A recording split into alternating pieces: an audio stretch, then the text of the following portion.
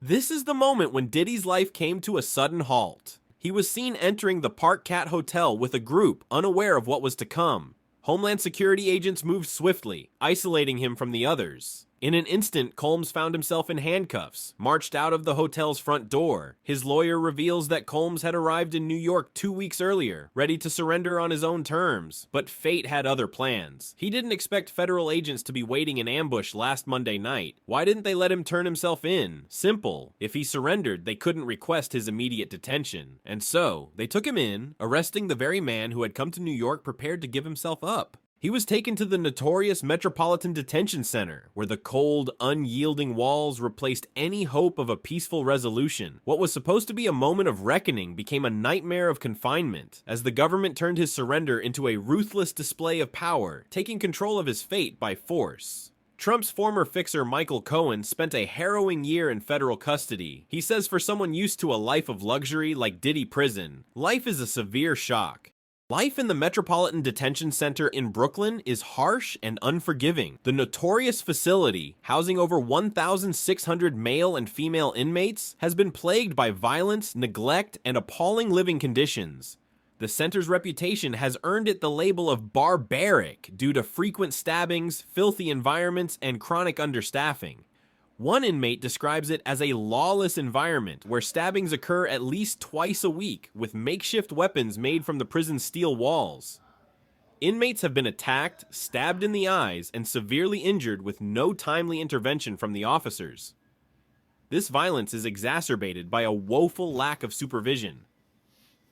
Many officers do little to prevent conflicts, resulting in a power vacuum where violence escalates unchecked. In terms of living conditions, the MDC is often described as inhumane.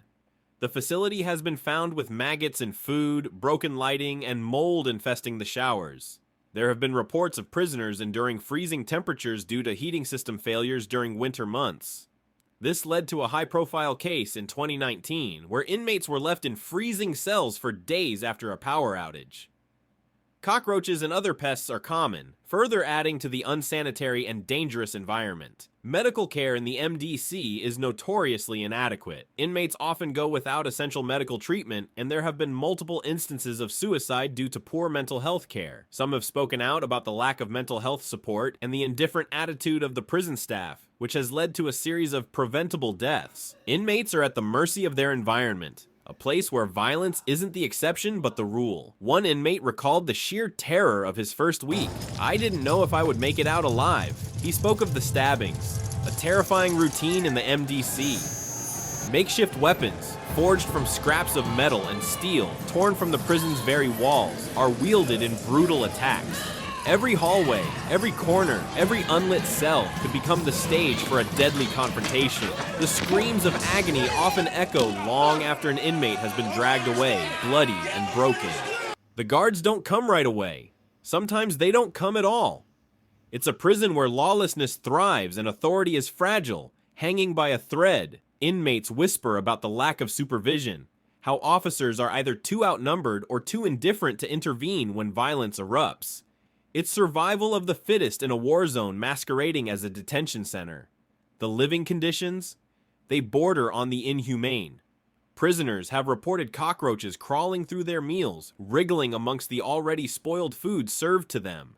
The stench of rot and decay fills the air, with maggots infesting what little nourishment they are provided. In one infamous case, during a winter power outage in 2019, over 1,000 inmates were left to freeze in their cells for days. The heating system failed, and in the midst of a bitter New York winter, those already broken by the system huddled in blankets, shivering through the night, waiting for warmth that would never come.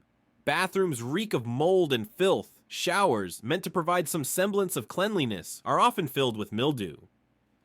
Broken lighting in common areas leaves vast portions of the prison cast in a haunting darkness, where the shadows seem to breathe life into the fear that festers there.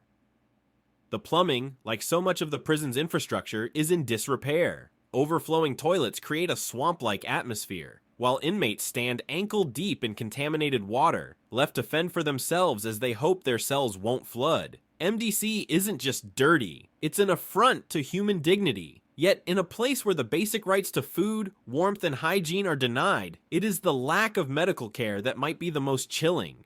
Inmates report that the prison's medical staff is grossly understaffed, with essential treatments being delayed or denied outright. Chronic illness festers. Inmates with diabetes go without insulin, while others with mental health conditions deteriorate in the cold, uncaring void of MDC. It's no surprise that suicides have become all too common. Over the past 3 years, at least 4 inmates have taken their own lives, a tragic testament to the despair that consumes so many behind these walls. There is no comfort in this place. The psychological torment of isolation gnaws at those in the Special Housing Unit, SHU, a place meant to further break the spirits of its inhabitants. Inmates here are locked away for 23 hours a day in cells no larger than a closet. The isolation is deafening. Inmates scream for hours on end, some driven mad by the deafening silence and absence of human contact. They pound on the steel doors until their fists bleed, but no one comes, no one listens. For many, the only company they have are the shadows of their own tortured thoughts. Even those who arrive with the weight of fame or fortune find themselves reduced to nothing within these walls. Take Diddy, the rap mogul once adored by millions. Now, stripped of his status and awaiting trial, he sits in a filthy cell like the rest of them. His lawyers argue that the conditions are unfit for anyone, let alone someone of his standing, but the prison's cruelty doesn't discriminate.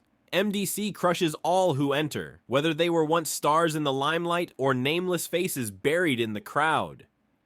The system here is broken, but it doesn't care. It feeds on the despair, the violence, the suffering that defines each day for those trapped within. Survival here requires more than just strength. It demands a numbness to the horrors that unfold daily. It's a place where humanity goes to die, leaving only husks of people behind, scarred by the experience. For the thousands still trapped behind its walls, there is no redemption, no second chance, only the unrelenting reality of MDC's cruelty. The American justice system might promise fairness, but within the MDC, there is no fairness. There is only survival, fighting every day to make it to the next, in a place where the future seems as bleak as the present. Imagine this. Diddy, a man who once lived a life of unimaginable luxury, penthouse suites, private islands, the finest champagne, and an entourage at his beck and call, now sits alone in a cold, filthy cell. The rap mogul, adored by millions, who could once move the world with a single phone call, finds himself trapped in a system that doesn't care who he is. The world of luxury and fame, gone. Now he's just another number in the MDC, the Metropolitan Detention Center, where survival isn't just about brute strength. It's about enduring the slow, creeping destruction of the mind. How did he end up here? And more importantly, how long will he last? Picture it. The man who once dined in 5-star restaurants now forced to eat cold, tasteless food, surrounded by violence and despair. The man who once wore designer suits now reduced to a prison uniform, indistinguishable from the nameless faces that surround him. The man who once controlled the music industry now stripped of power, awaiting trial for crimes that could define his future or end it. But the real question is, will he survive long enough to face that trial? Because inside MDC, it doesn't matter if you're a star or just another inmate. The walls close in on you, the guards don't care, and every day you wake up wondering if it's your last. Will Diddy make it out alive? Or will he, like so many others, fall victim to the harsh, violent reality of life inside? Rumors are already swirling. Some say he won't make it to trial. Will Diddy be killed before his day in court? Others whisper that he might get sick. The conditions in the prison are notorious, filthy, overcrowded, with little access to medical care. Could Diddy fall ill and waste away, forgotten by the world that once loved him? The descent from luxury to misery is brutal, and in this place there are no second chances. It's a fight for survival, day in and day out. But what do you think? Can Diddy survive the hell that is MDC? Or is this the end of the road for the Rap King? Let us know in the comments and make sure to hit that like button and subscribe for more. In our next video, we'll reveal exclusive, shocking facts about Diddy's life behind bars. Details the media won't tell you. You won't want to miss it. Stay tuned.